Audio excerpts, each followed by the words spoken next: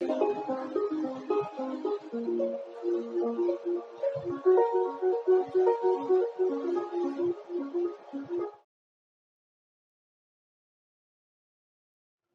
बच्चों, गणित ज्ञान धारा इस चैनल पर एक बार फिर से आप सबका स्वागत है। और आज हम पढ़ने वाले हैं गणित भाग 2। ये है कक्षा 10वीं के लिए। और आज का हमारा प्रकरण है समरूपता। घटक जो आज हम सीखने वाले हैं वो है समानुपात का मूलभूत प्रमेय। और आज इस वीडियो में हम इस प्रमेय पर आधारित प्रश्न संग्रह 1.2 के प्रश्न हल करेंगे। और मैं हूं आपकी शिक्षिका पुष्पा यादव। तो चलिए आज का वीडियो शुरू करते हैं। समानुपात का मूलभूत प्रमेय। प्रमेय का कथन इस प्रकार से है। यदि किसी त्रिभुज की किसी एक भुजा के समांतर खींची गई रेखा उसकी अन्य दो भुजाओं को दो भिन्न बिंदुओं पर प्रतिच्छेदित करे तो वह रेखा अन्य दो भुजाओं को समान अनुपात में विभाजित करती है। कथन के आधार पर दत्त और साध्य लिखेंगे। दत्त अर्थात दी गई जानकारी। तो हमें पता चलता है कि किसी भी प्रकार का एक त्रिभुज है। माना कि वह त्रिभुज ABC है। अब इस त्रिभुज में इसकी भुजा BC के समांतर रेखा L लेते हैं। दत्त लिखेंगे। त्रिभुज ABC में रेखा L समांतर है भुजा BC के और रेखा L यह भुजा AB को बिंदु P पर तथा भुजा AC को बिंदु Q पर प्रतिच्छेदित करती है। अब साध्य लिखते हैं। साध्य अर्थात जो हमें सिद्ध करना है। तो ये भी हमें कथन से ज्ञात होता है। कथन का तो वह रेखा अन्य दो भुजाओं को समान अनुपात में विभाजित करती है, ये भाग हमारा साध्य होगा। अर्थात हमें सिद्ध करना है कि रेखा L AB और AC को समान अनुपात में विभाजित करती है। तो साध्य है AP बटे PB। AP बटे PB बराबर AQ बटे QC। कई बार उपपत्ति को आसानी से लिखने के लिए हमें कुछ रचना करने की आवश्यकता होती है। तो यहां पर भी हम रचना करेंगे। रेख PC तथा रेख BQ खींचिए। तो हमने बिंदु P और C को जोड़ दिया। इसी प्रकार से बिंदु Q और B को भी जोड़ेंगे। किसी भी प्रमेय की उत्पत्ति उसका सबसे महत्वपूर्ण भाग होता है और सबसे अधिक अंक हमें उत्पत्ति से ही प्राप्त होते हैं। आइए इस प्रमेय की उत्पत्ति को लिखते हैं। त्रिभुज APQ तथा त्रिभुज PQB को लेने पर इन दोनों त्रिभुजों की आकृति को अलग से बना लेते हैं। पहला जो त्रिभुज हमने लिया है वह है APQ और दूसरा है त्रिभुज PQB।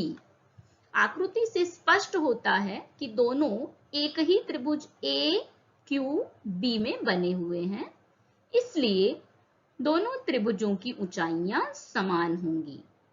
पिछले वीडियो में हमने सीखा है कि समान ऊंचाई वाले त्रिभुजों के क्षेत्रफलों का अनुपात उनके संगत आधारों के अनुपात के बराबर होता है।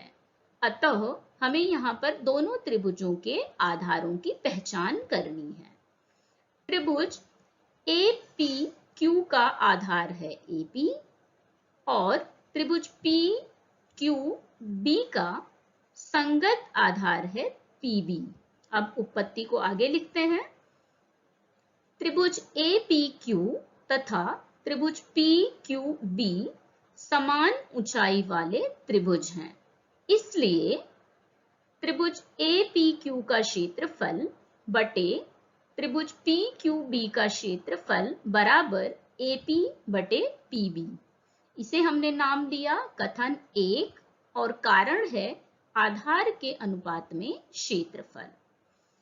इसी प्रकार हम त्रिभुजों की एक अन्य जोड़ी त्रिभुज APQ तथा त्रिभुज PQC पर विचार करते हैं। यहाँ हम स्पष्ट देख सकते हैं कि ये दोनों त्रिभुज एक ही त्रिभुज APC में बने हैं, अर्थात इन दोनों त्रिभुजों की ऊंचाइयां भी समान होंगी। अब इनके संगत आधारों की पहचान करते हैं।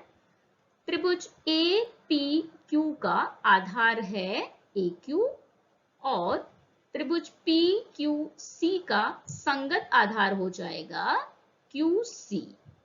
इसलिए त्रिभुज APQ का क्षेत्रफल बटे त्रिभुज PQC का क्षेत्रफल बराबर होगा AQ बटे QC।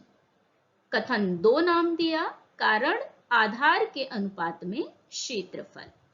अब कथन 1 तथा कथन 2 के बाएं पक्ष का निरीक्षण करेंगे।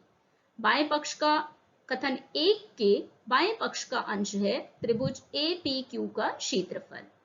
उसी प्रकार से कथन 2 के बाएं पक्ष का अंश भी समान है।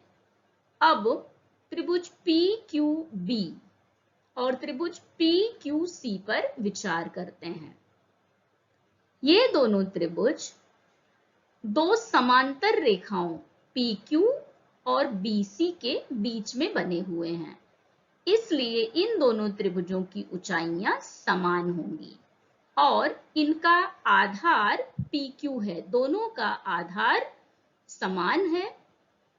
PQB तथा त्रिभुज PQC में रेख PQ यह सामान्य आधार है और रेख PQ समांतर है BC के, इसलिए त्रिभुज PQB तथा त्रिभुज PQC की ऊंचाई समान है।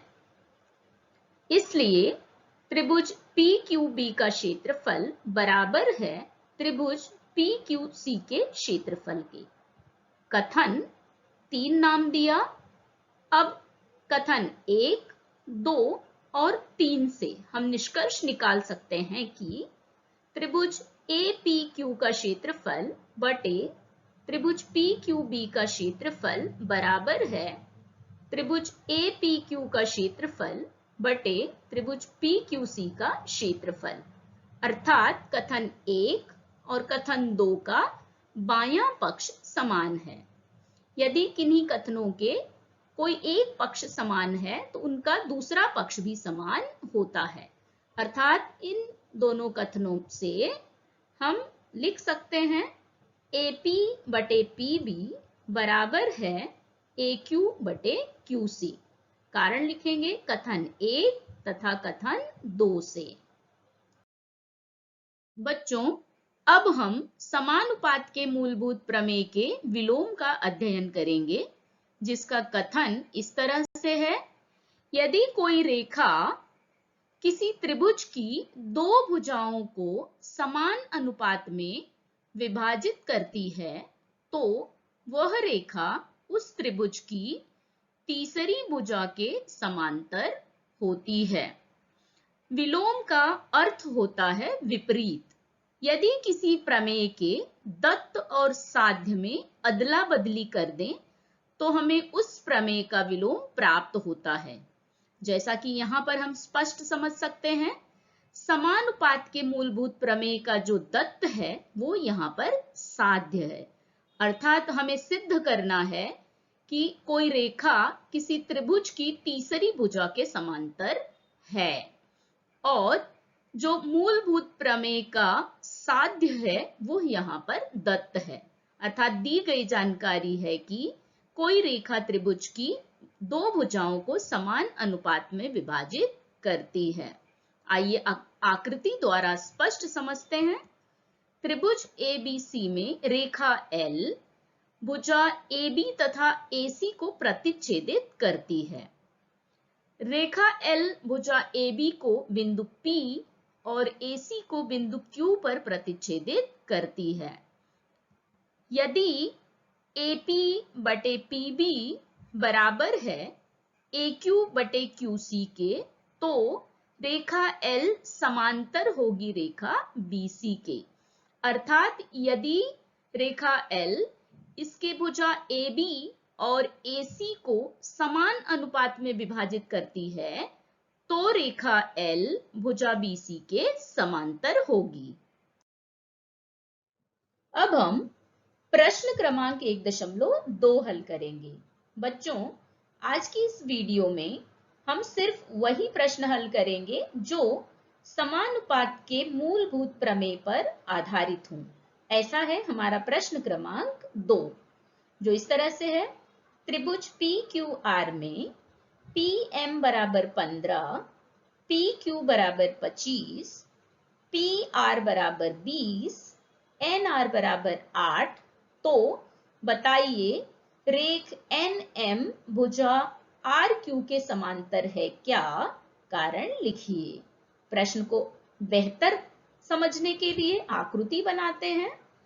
ये है हमारा त्रिभुज PQR। इसमें रेख NM भुजा PR को बिंदु N पर और भुजा PQ को बिंदु M पर प्रतिच्छेदित करते हैं। कुछ घटकों के मान दिए हैं। PM बराबर 15 और NR बराबर 8 दिया है। बच्चों, जैसा कि हम जान चुके हैं, यदि रेखा NM QR के समांतर है तो वह भुजा PR और PQ को समान अनुपात में विभाजित करेगी। समान अनुपात अर्थात PN बटे NR बराबर होगा PM बटे MQ के। तो इसके लिए हमें सबसे पहले रेख PN और रेख MQ का मान ज्ञात होना चाहिए। तो आइए प्रश्न को हल करते हैं। त्रिभुज PQR में PM बराबर 15 है, दत्त सबसे पहले लिखेंगे। PQ 25 है, PR का मान 20 है और NR 8 है। अब भुजा PR जिसमें PNR ये तीनों एक रेखीय बिंदु हैं, तो मध्यता के गुणधर्म से PN प्लस NR बराबर होगा PR। कारण लिखा PNR। अब जो मान दिया है वो रख देंगे। PN हमें ज्ञात करना है। NR का मान है 8, PR का मान है 20।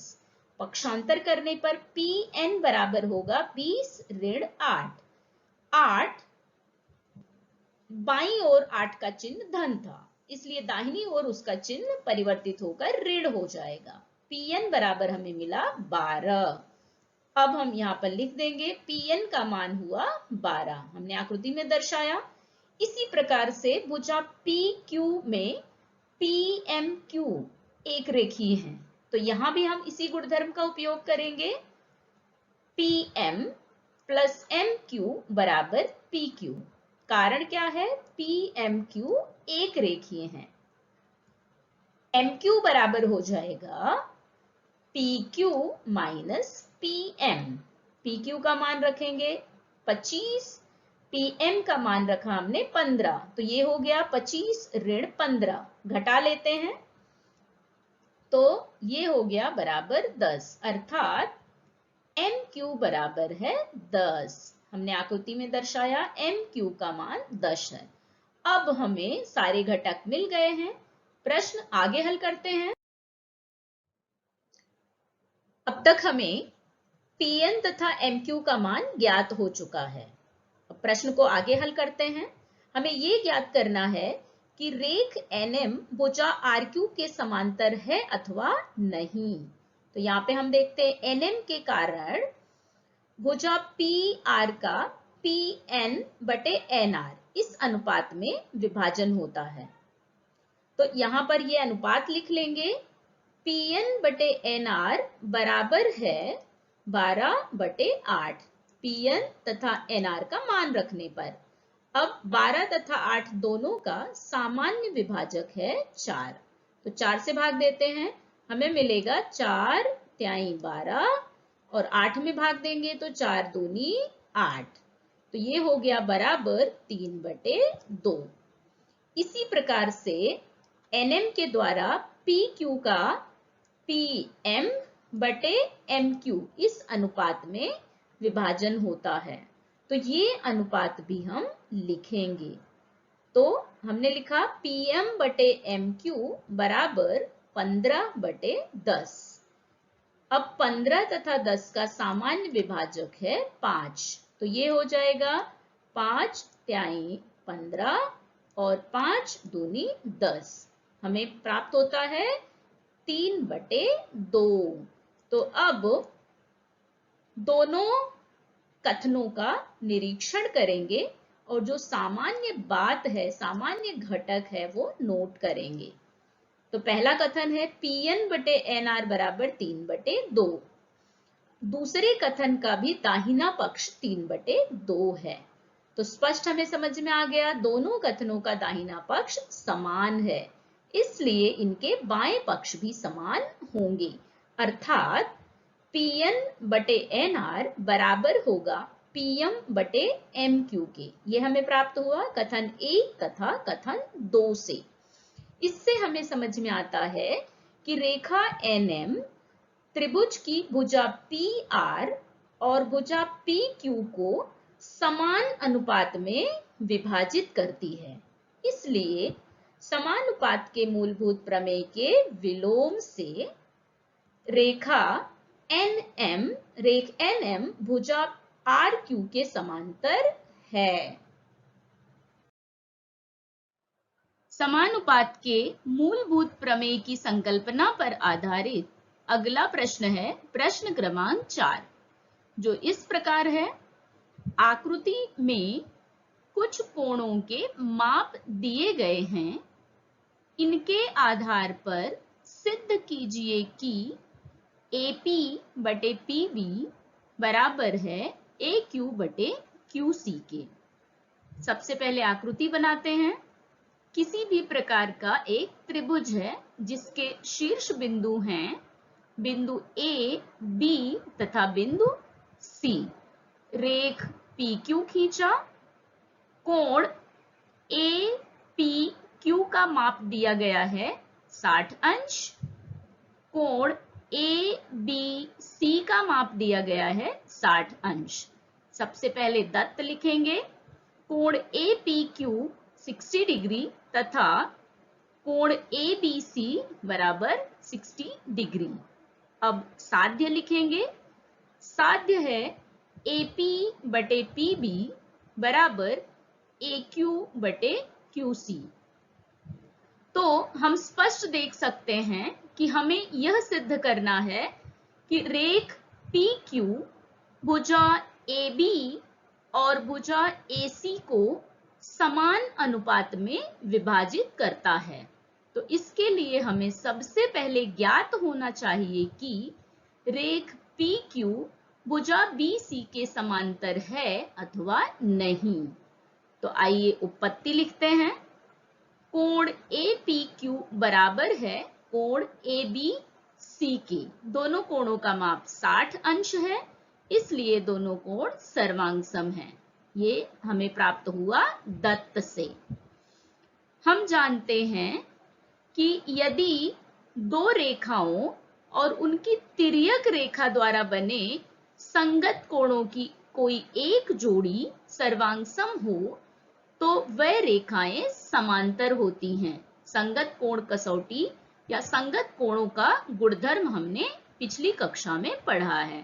तो यहाँ पर हम देखते हैं PQ और BC ये दो रेखाएं और AB इनकी तिर्यक रेखा लेने पर कोण APQ और कोण ABC ये दोनों संगत कोण हैं। संगत कोणों की एक जोड़ी सर्वांगसम है, इसलिए हम लिख सकते हैं रेख PQ समांतर है रेख BC के। कारण है संगत कोण कसौटी द्वारा। अतः त्रिभुज ABC में रेख PQ समांतर है भुजा BC के। इसलिए यदि हमने प्रमेय का कथन पढ़ा है, यदि कोई रेखा त्रिभुज की किसी एक भुजा के समांतर हो तो वो अन्य दो भुजाओं को समान अनुपात में विभाजित करती है।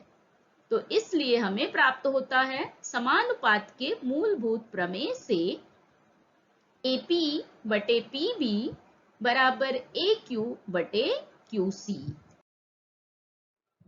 हमारा अगला प्रश्न है प्रश्न क्रमांक 10, जो एक कृति है। तो चलिए कृति को पूरा करते हैं। संलग्न आकृति में त्रिभुज के अंतःभाग में स्थित एक बिंदु X है। किसी भी प्रकार का एक त्रिभुज है जिसके शीर्ष बिंदु हैं बिंदु D, E तथा F। बिंदु X इसके अंतःभाग में स्थित है। बिंदु X को त्रिभुज के शीर्ष बिंदुओं से जोड़ा गया है। तो हम रेख XD, XE तथा XF खींचा। बिंदु PQ तथा R ये क्रमशः भुजाओं XD, XE और XF पर स्थित हैं। रेख PQ, रेख QR तथा रेख PR खींचा। आगे प्रश्न में दिया है रेख PQ समांतर है DE के और रेख QR समांतर है EF के। तो हमें सिद्ध करना है कि रेख PR समांतर है DF के। पहला स्टेप है त्रिभुज XDE में PQ समांतर है DE।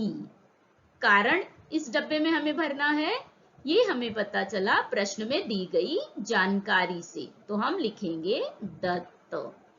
अब यदि PQ भुजा DE के समांतर है तो रेख PQ के द्वारा XD और XE का समान अनुपात में विभाजन होगा। जैसा आप कारण देख सकते हैं, यहां पहले से लिखा है समानुपात का मूलभूत प्रमेय। और XP दिया हुआ है तो ये हो जाएगा XP बटे PD बराबर XQ बटे QE। अब आगे देखते हैं त्रिभुज XEF में QR समांतर है EF के और कारण है दत्त। तो QR भुजा EF के समांतर है, इसलिए यह भुजाओं XE और XF को समान अनुपात में विभाजित करेगा। इसलिए आगे हमें प्राप्त होता है XQ बटे QE बराबर XR बटे RF और कारण है समानुपात का मूलभूत प्रमेय।